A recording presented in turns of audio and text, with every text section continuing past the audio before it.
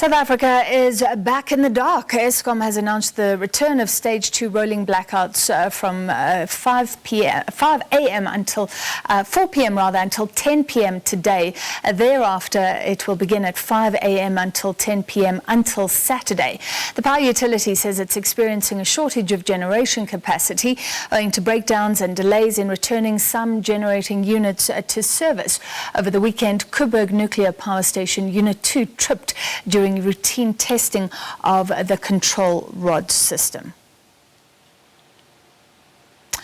All right, so let's look at this. The rolling blackouts are back. Meanwhile, the Mineral Resources and Energy Minister, Gwede Mantashe, has gazetted new rules to get more power onto the grid that enables some of the interventions announced by the President in July. To discuss, we're joined by Professor Samson Mamfweli, Director of the Center for Renewable and Sustainable Energy Studies at Stellenbosch University. Professor, thank you for being with us as always.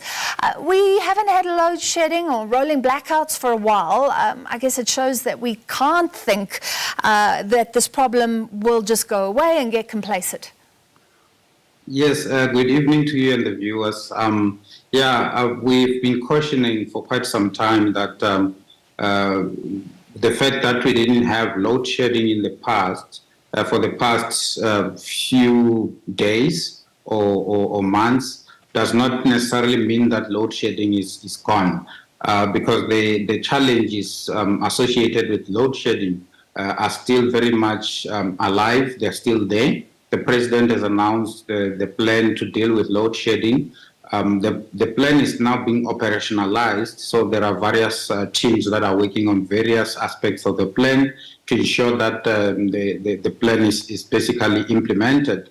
And one of the things that have been done now is the publication of these new regulations by the Minister of Mineral Resources and Energy, Mr. Gwede Mantashe, that also opens up the space to ensure that we have new generation capacity coming live. So yes, we still expect that we will have load shedding for the next, I would say, 6 to 8 months, while some of these measures that the President announced are kicking in slowly. So yeah, the challenge is still with us. So let's look at what was gazetted on Friday. The main issue was the threshold for a license, and then that was done away in its entirety. Well, the President said it would be. So, and we know the licensing regime has really held up energy projects. So is this just about making that legal, operationalizing, as you say? Yes, so the threshold has been done away with, which basically means that IPPs can now build and generate electricity even be above 100 megawatts without the need for a generation license. However, such projects that are connected to the grid still need to go through some of the processes. For instance, getting the Eskom go-ahead in terms of connection, getting the power purchase agreements with various customers, registering with the National Energy Regulator, for instance, to indicate that they have these particular projects that will be coming live, because you can't just connect because you no longer need a generation license. What that means is that you don't have to go through that laborious process of getting to a generation license, which can take you up to 2 years and sometimes up to 3 years. So that has now been done away with, and we will see a lot more projects, especially those that have got power purchase agreements, starting with the processes of building up. The other thing that has not been finalized yet is the aspects around environmental authorization or environmental impact assessment. You recall that part of the President's plan was to basically reduce the number of days or the number of months that it takes for one to go through an environmental impact assessment to secure environmental authorization from the Minister of Environmental Affairs. There are regulations that the Minister of Environmental Affairs has put in place that will lead to basically the lowering or the lessening of the time that it takes to get environmental authorization, especially for projects that are in areas that are regarded as being of low environmental sensitivity. So that still needs to go through, and we still need to have the regulations passed. Even the regulations that the minister has published, they are not in force at the moment. They will be enforced once they've gone through the public participation process and they've now been enacted into the Act of Law. But what you're raising is very important, because there was concern at the time that even though the cap for licensing was being done away with, it could still be laborious to register with NERSA, the energy regulator, and then go through these environmental hoops that you say still haven't been clarified. So are you saying we still don't really know how easy it will be for new projects, how quick it will be for them to come on the grid?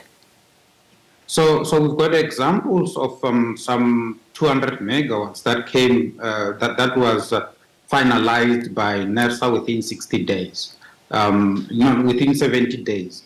So that's a good example. So better than 3 years. Yes, that's way much better than 3 years. So that's a good example. And the fact that the president himself is leading in terms of this plan gives us some confidence, because it's a plan that is being led from the front, so to speak. So once we have the environmental authorization part finalized, and these regulations that the minister has published finalized, we expect that in the next 2 years or so, we will have quite a number of projects coming live. I need to qualify this because the new generation capacity is kind of a long-term solution. It's not a mid-term solution. So it's not going to help us do away with load shedding like tomorrow. I was looking at the Eskom system in the past hour or so. The system is heavily constrained. We still have the aging coal fleet. The building renewable energy projects takes between 16 months to about 24 months.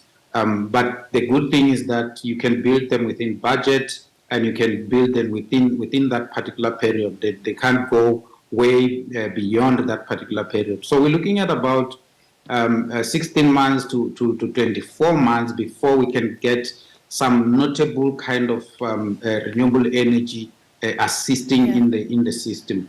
As things stand, we've got about 3,000 megawatts of wind energy and about 2,000 megawatts of solar energy. That is very much assisting. When I look at the Eskom system, for instance, the wind energy is assisting quite a lot, because we have between 500 megawatts and 2,000 megawatts at any point in time of wind energy coming on board.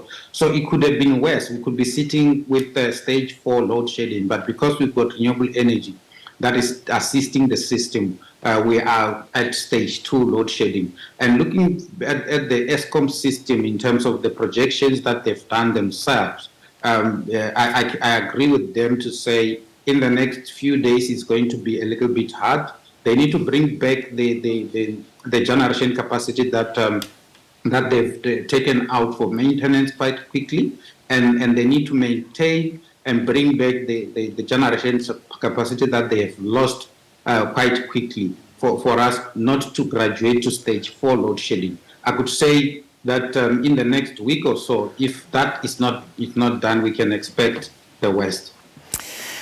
Sure, a bad note to leave it on, but what you're saying concurs with many officials saying, look, we're looking at a time window of around 2 years if all goes well as we try and add energy onto the grid. Thank you for explaining those gazetted regulations now that will operationalize or legalize what was announced in July. That was Professor Samson Mamfweli, Director of the Center for Renewable and Sustainable Energy Studies at Stellenbosch University.